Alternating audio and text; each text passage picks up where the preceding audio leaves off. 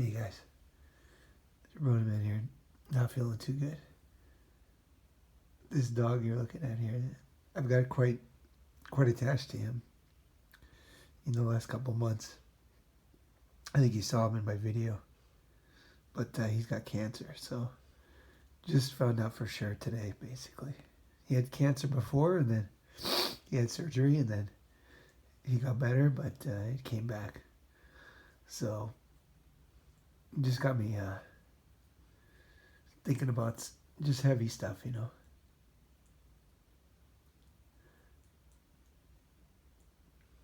He's sitting there right now.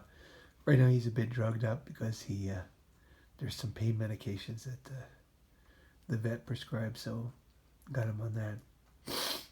But he's such an intelligent dog. It's really not your average dog, this dog. Really smart dog, really good dog. He never barks, never does anything really. And he always gives you like messages. Like when it's time to give you a message, he knows how to do it. He knows how to alert you to important things.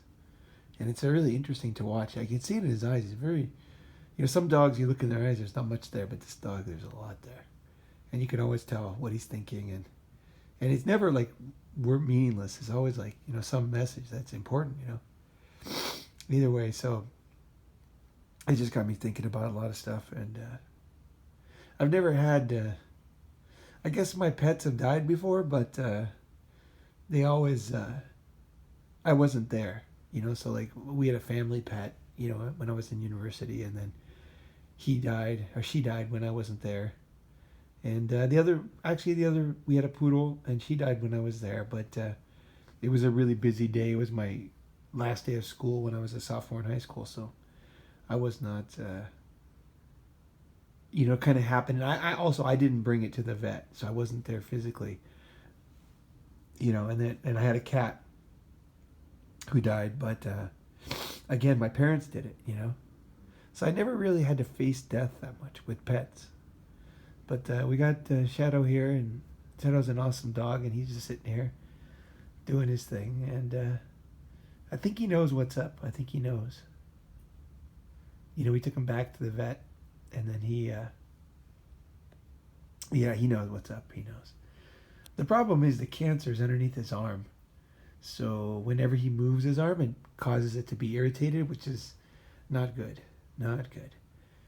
If it was in another place in his body where he didn't move so much, it wouldn't spread as easily. But when it's in that kind of always irritated area, which was also his leash, his collar. If you look back in the original video when he was walking around the empty lot, you could see that he had like a harness that went around his arm. So that kind of rubbed on it. So we got him a new leash, or a collar, a regular collar. But it just got me thinking about so much stuff. Like it's life isn't easy. It's not easy for men, women, nobody. Life is just not easy, and so be good to people.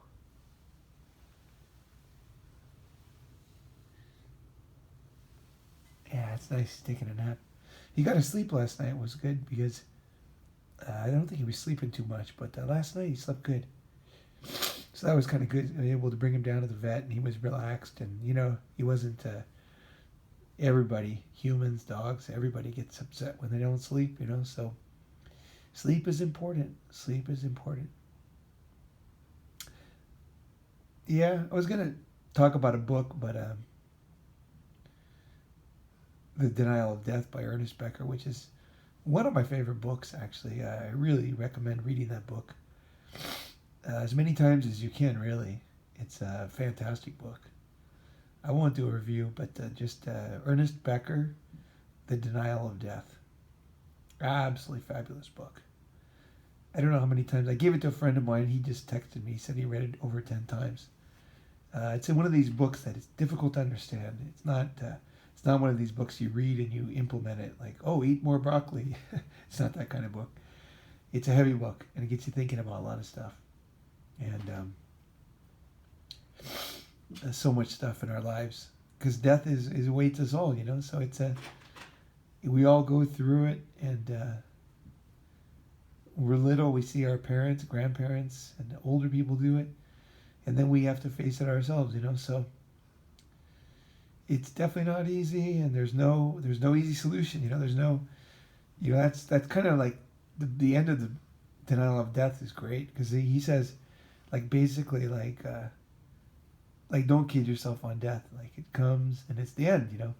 And he says, like, basically, like, the most rational way to look at life is to not be stoked about death, you know, like not to be, oh, I'm going to heaven, and, you know, I'm gonna live forever, you know. Or it's like the natural state, the natural reaction to death is to not to be afraid, and to be uneasy, and uncomfortable, and scared, and sad, you know. It's that those are normal feelings, and good normal feelings. They're not something to be ignored. And there's a lot of stuff in our lives, we try to avoid death. We believe that we're going to go to heaven so that we don't have to die, you know. We believe that we're going to be reincarnated because we don't want to die, you know. We don't want to face the death. We don't want to face the end, you know. But I think, you know, my channel and my life is basically like about facing things, you know. Facing stuff, and just facing reality of life, and then kind of letting the chips fall where they may, you know. And I think with this one, I really recommend reading that book.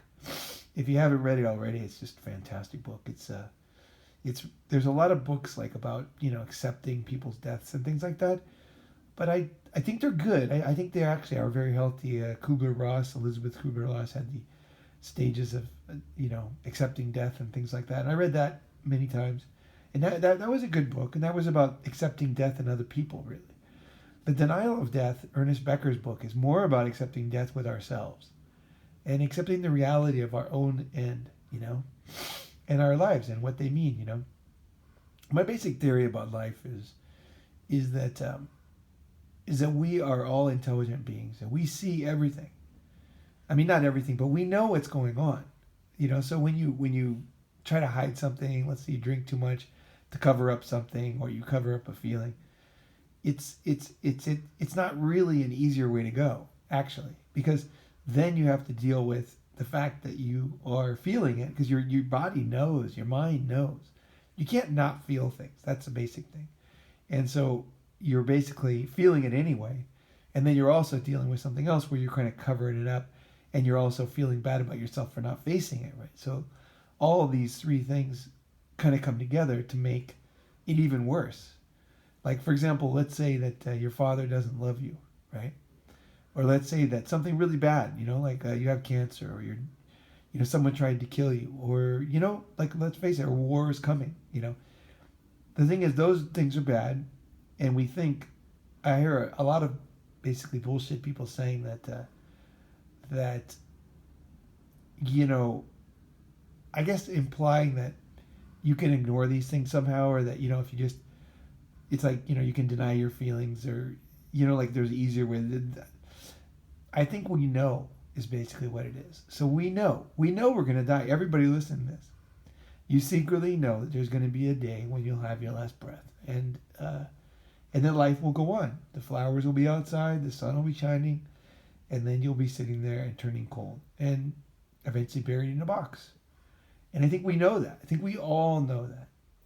And accepting reality is one of the most important. I think it's one of the most freeing things, because we know the reality is there, and by just facing it, you know, we are capable of facing any situation. You know, I was sitting here crying like crazy over the dog. You know, I don't know why. I always cry over dogs' deaths more than other things, even more than humans. I don't know why. He was just looking at me, and I was looking at him. I was just feeling really sad. But you know, the thing is just accepting it and facing it, and having faith. I guess that's what I'm talking about, is having faith in yourself, is that you're going to be okay, and that you are handling everything that's happening to you already. You can handle the death of anybody, your children, your parents, yourself. You already are built for speed. We all are. Men, women, children. We all are. Dogs. We all know. We're all so vibrant, and capable, So embrace that. And don't be afraid is my message. Don't be afraid of things. Like, oh, if I, what if this happened? What would I do? Would I crumble? It's like, no, man, you're not going to crumble. You know why? Because you're already facing it, man. It's already, it's not like gonna happen someday. You're facing the reality that could happen. That's already part of your wiring. Even if you're drinking, even if you're avoiding it, even if you're, doing everything you can to avoid facing something, the reality is that your brain is way smarter than that. You can't trick your brain into thinking that, this is not going to happen, or your brain is very, very smart. Your brain knows. Yeah, you doing there? Yeah. Our brains know. Our brains know. So accept it. Accept that you're capable. And you're capable of being a man and facing this world. And being good to people. Being good to yourself. And part of being good is like accepting that life fucking sucks sometimes. You know what I mean? Things suck. I think that's really important. I'm a very positive person, but at the same time, the reason why I'm positive is because I accept life as it is. That's the main thing. I really do accept life. For the periods that are not what I want, things aren't going the way I want. Things are not, whatever. It's like, it's okay. It is freaking okay. And things sometimes get better, Who knows? Maybe this cancer will go into remission. That would be awesome. It does happen. It's not wishful thinking. It's something that does happen. It's not common, but it does happen. Miraculous recoveries happen for whatever reason, And who knows? We don't know. But we know that we're here, and we know that we're capable, and we know that we only have one life. And I think that's my message. One of my messages is like you want to feel good about yourself. And the way you feel good about it is by accepting things and dealing with them. And that gives you a confidence. It's just way more important than a feeling of happiness. It's like a confidence. Like, okay, whatever happens, it's going to be fine. I'm going to be there, Like, no matter what happens, I'm okay. Anybody else could deal with it. I can fucking deal with it. Anybody in history was able to deal with this thing. You watch some inspirational movie about a guy who, gets hit in a car crash and he learns to walk again. It is, you could do that too. You're capable of doing that too. It's built into you. Our ancestors evolved. I know my ancestors in Finland evolved in a freezing cold climate, even before clothes. Clothes were invented, like basically leather. They were in the snow, probably using leaves and wood, and I'm sure a lot of them froze to death and died, but some of them somehow survived to the age of whatever it takes to have a baby, so maybe 13 or something, They lived that long, and they were tough as nails, That's all built into us as a species. We have that. We have that. We absolutely have that. And don't ever forget it. You're not some fucking Kardashian on TV, man. You are a very, very versatile. You have natural defenses against so many things in your life, and you also have weaknesses too, right? It's all part of the package. It's all part of the package.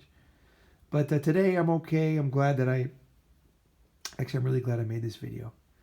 So either way, guys, heavy one today, but I hope you're having a good Valentine's Day. I was gonna do a Valentine's Day one, but it got interrupted. And that's okay. That's definitely okay. All right, guys, be good to people.